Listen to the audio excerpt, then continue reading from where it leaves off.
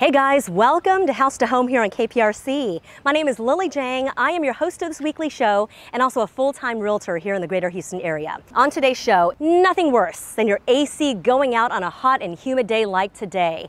Are you doing everything you can to make sure that doesn't happen? We'll talk to an inspector and give you some tips. Also, smart financial advice from a mortgage lender if you have credit card debt and you're considering buying or selling or both. Mortgage 101 coming your way. Also, you've probably seen it around town and you're thinking to yourself, what is that? We're going to take you inside one of the coolest, new, hippest building trends called Barndominiums. And we're going to take you up north to Conroe's newest master plan community called Artavia. But right now, we want to kick off the show with the hottest homes on the market.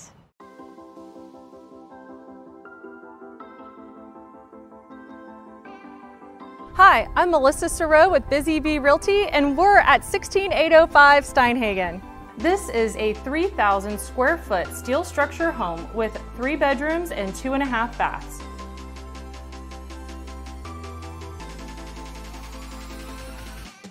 Hey guys, this is the guest quarters, and I just love this front porch.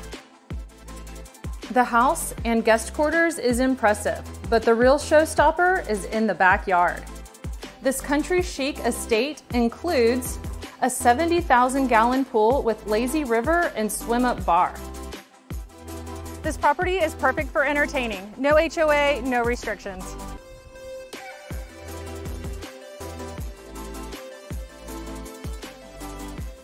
Hey Houston, this is Cindy Scrivener with CB&A Realtors. We are at 11211 Leonardis Horton Drive in Conroe, Texas. This home is on a 1.5 acre lot, features a split floor plan with 4 bedrooms downstairs and a game room with a custom bar and 5th bedroom upstairs.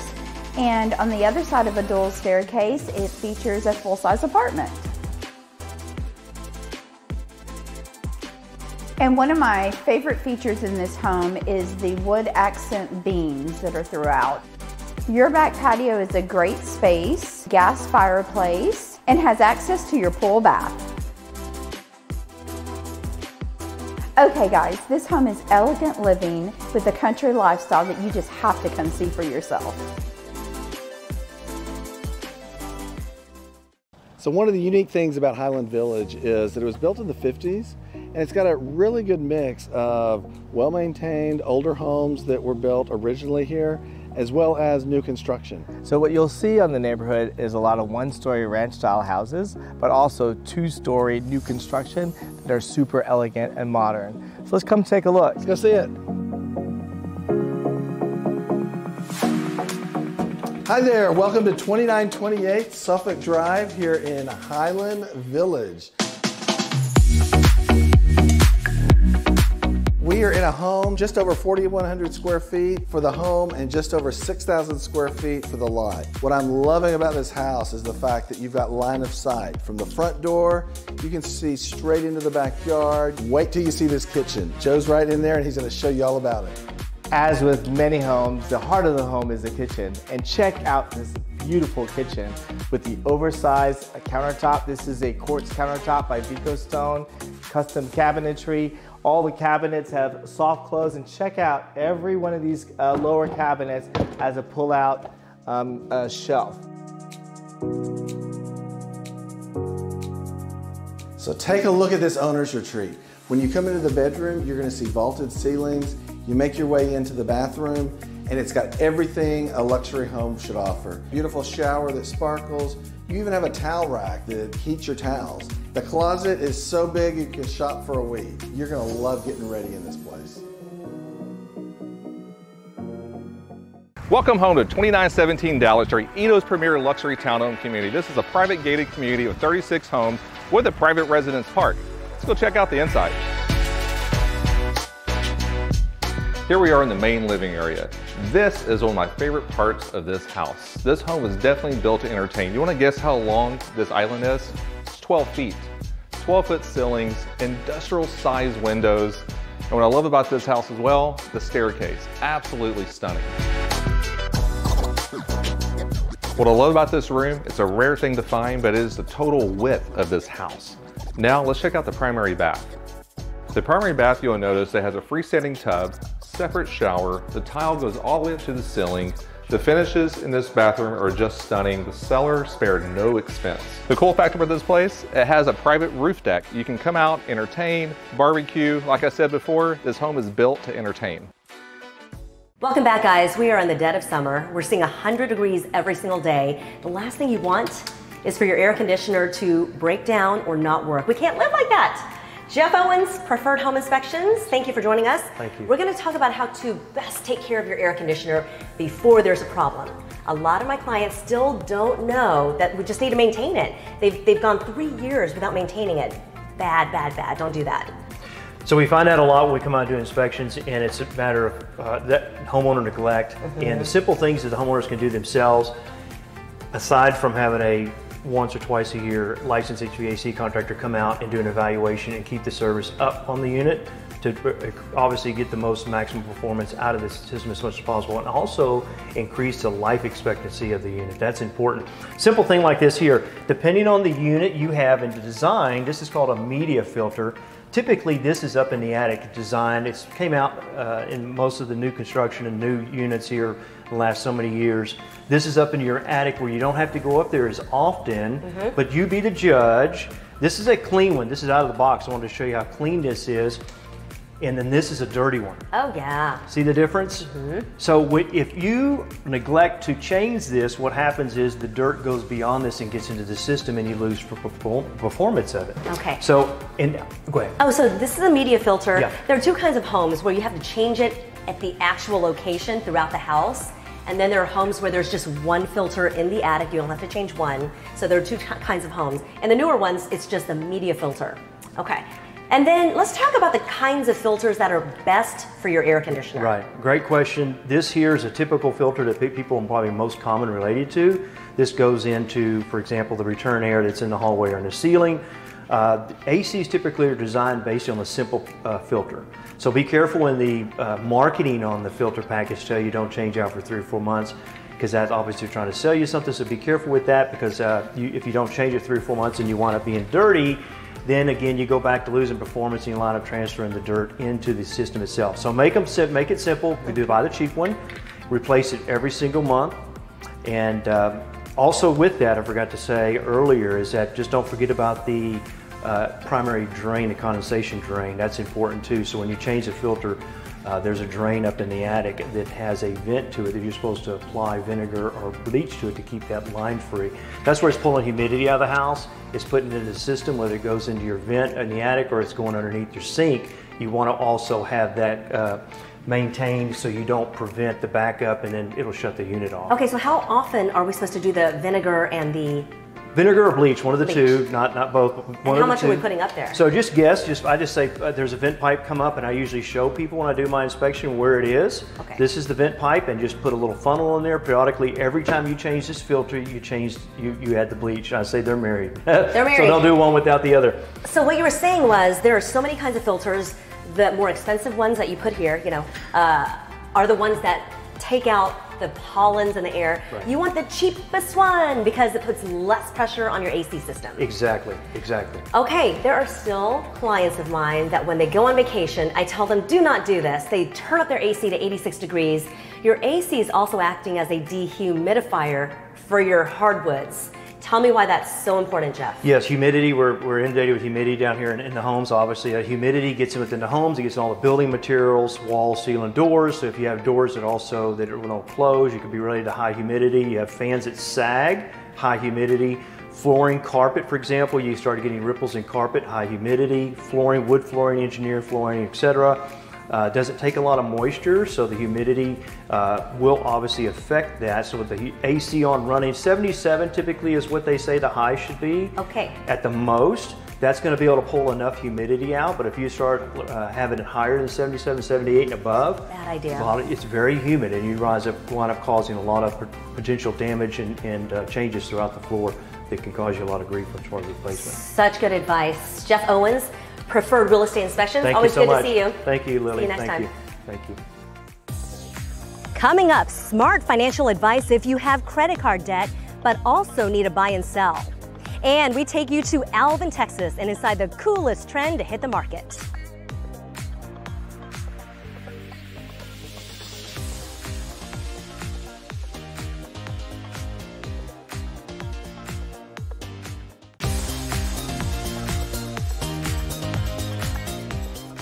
Welcome back, guys. All right, so this week interest rates are just hovering below 6%. Here's context. It is still historically low. I want to bring in Allison Celeste with Movement Mortgage.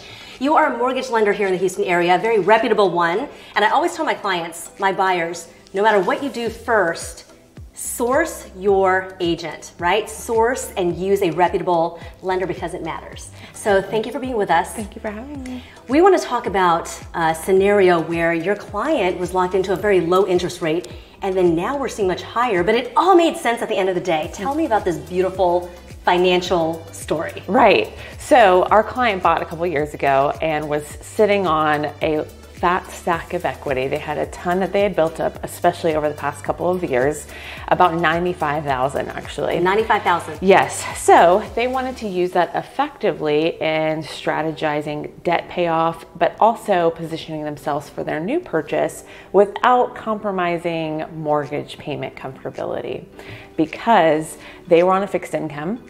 So we looked at their equity, just trying to see where can we use those funds specifically. And they had some high interest debt that we could trade off for a slightly higher mortgage payment. So overall, using their equity, we paid off $45,000 in debt of high interest loans.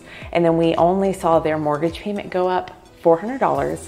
But the kicker is they actually saved $400 in overall debt outflow monthly because we paid off those high interest loans. So that's when it makes sense. This is smart financial advice, and this is how you do it. Right. So at the end of the day, they save money and they're debt free, no car loan, no credit card debt. Right, exactly. And then they can start saving effectively or use that money that was originally going to that high interest debt and other places to secure themselves even further in their financial goals. Yeah, so Mortgage 101 here. I always tell my clients the same thing I was just telling you. Make sure when you're talking to different lenders, they're giving you a fee worksheet. Yes. You have to start with what it looks like side by side. Can you give us some tips on how to interview mortgage lenders? Absolutely. So I always make sure, to your point, ask for a fees worksheet. If a lender doesn't readily provide one, you can request one. And that is going to provide you transparency in lending, is what I always say. So it's going to give you a breakdown of, are there origination fees tied to the origination of your loan?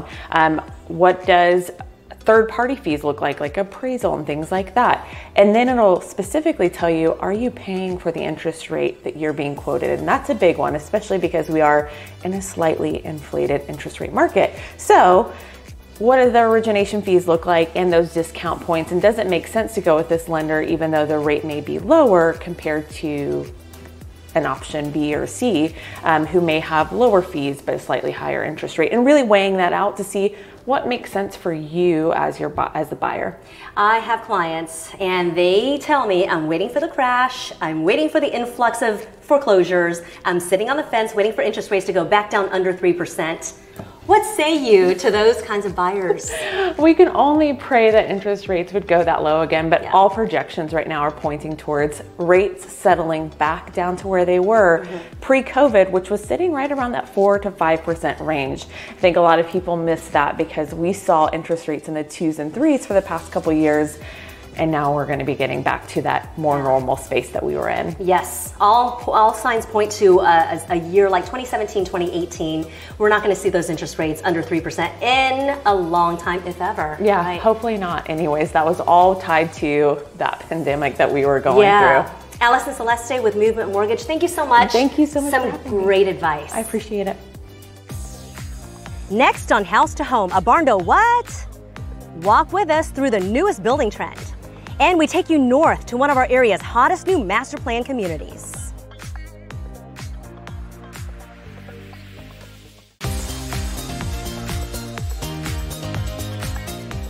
Welcome back, guys. We are down here in Alvin, Texas. I'm with my client, Zach Pretty. We sold your house 2 years ago. You were telling me, I'm gonna build a barndominium, and I was like, a barn to what? And now we're here in your house that's in framing stage, and it's awesome. Yeah, thank you. Are you excited? Yes. It's been a long time and a lot of work, but hey, we're excited about it. How did you even know about a barndominium, and why did you decide to build one? Instagram. So yeah, I looked on Instagram. They talked about what the process was like. I thought, oh, it's unique, that's cool. Then I was doing a little research on it, talked to my general contractor we ended up using, and they're easy to heat in the winter, they're easy to cool in the summer, It was very solid. There's not a lot of wood in it. Hey, great way to go. So we went down that path. So you were thinking about energy efficient. Is it also cheaper than building a regular house? You know, it can be. I mean, it's sort of hard to tell with the cost of materials today, but yeah, I think it could be. We have been looking at an 8-month process, a lot longer than you had expected. Yes. Tell me about some of the mistakes that you've made that if you could do it all over again, boy. you would change. Well, I really didn't anticipate how long it would take to do this, so that has been a challenge. But, you know, we worked through it. All in all, the process has gone pretty smooth. How did you find somebody who would build a barndominium? Great question. I went to the bank. I talked to a couple of people. It was a little outside of their skill set, and the bank recommended a couple of general contractors. I talked to the 2 of them, and one really had the bandwidth to do it, and he cared, and it's been a great experience. And you can actually do any floor plan you want inside, Anything, right? Yep. What was your Anything vision? You know, I looked at the space in which we lived in our old house, and I thought, this is sort of what we need. 2 teenage boys, a wife, and myself. Like to have people over and make drinks and entertain, and you know, I looked at what would be a good fit, and we came up with this. When you told your friends that you were building a barndominium, what did they say? Like, what are you doing? It's such a cool thing. Yeah. It's like the new trend. Okay, walk me around. We're standing in the living room. That's the dining room kitchen. We got 2 bedrooms right here and a bathroom. Your bedroom. 2 closets, computer nook, bathroom over here. You walk from the kitchen, there'll be pantry space right here, and then the washer and dryer and dog kennels and out to the garage. How many square feet is this going to be when all said and done? Just over 1,800 square feet of living space, about, I think it's a little over 2,300 total. So when are you expected to finish with this? You know, I think by the end of September, definitely October. Ready for the parties? Oh, God, yes. What are your neighbors saying about this huge structure in the community? They're like, oh my goodness, what is this? It's funny, I'm out here on the weekends and, you know, just sitting out here enjoying the peace and quiet, and people stop all the time. What are you doing? What is this? Is that a barndominium? Are you building it? Is that a business? Yeah. So it's kind of funny to hear the comments. Everybody, you guys are invited to his first party. Housewarming. Yes. October. Thank you so much, Zach. Thank you. Good to see you. You as well. Zach was telling me that people stop him all the time and wonder if this is some commercial building. I want to bring in Mike McCoy, who is an inspector. Tell me how different this is than a regular build house that you inspect. So it is pretty much similar to a home that we would traditionally build, a frame home. As you can tell, you can see the framing inside. Nice thing about a barndominium is you're building within a shell of the house, so you're getting an extra layer of protection.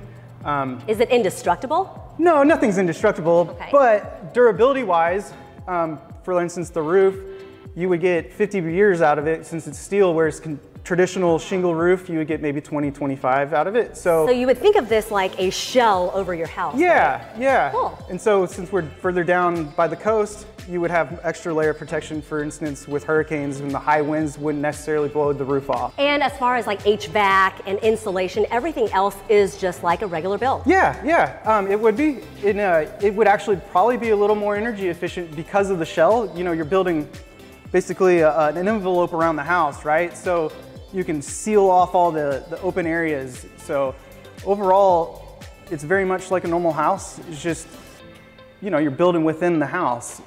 From an inspector standpoint, would you buy a barndominium? Absolutely. Yeah, actually, you know, my wife and I are talking about moving out of the suburbs. We live in Katy and Cinco Ranch, and kind of want to get our own little spot, and this would be a great way to do it. When we come back, let's go to Conroe, Texas and show you beautiful Artavia.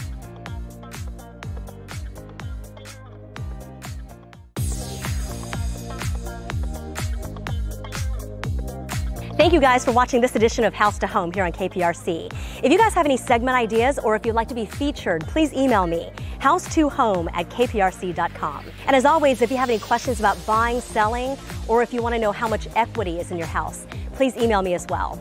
As we wrap up the show, we're going to take you to the beautiful Artavia up in Conroe. See you next weekend.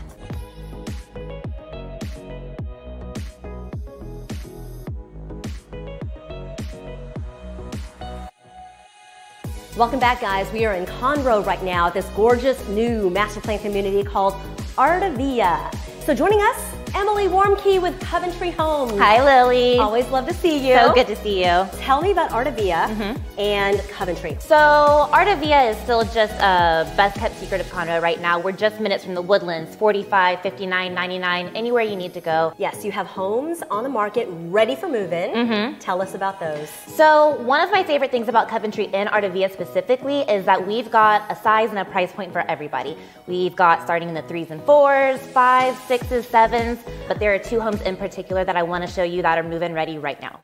So I have a 1-story. This is my Martindale floor plan, and this is a really big 1-story. Beautiful white finishes in the kitchen. This one's listed at $609. And then there's my 2-story. It's a Gordon plan, one of my favorite floor plans. It's light, bright, airy on the inside, and this one is listed at $624.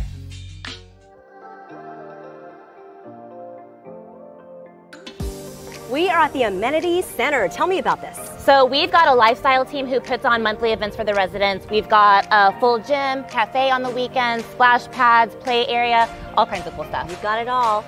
Okay, this is great and all, but I want a paddle boat. You ready? Are you ready? Let's go. Let's go. We'll see you next weekend on House to Home.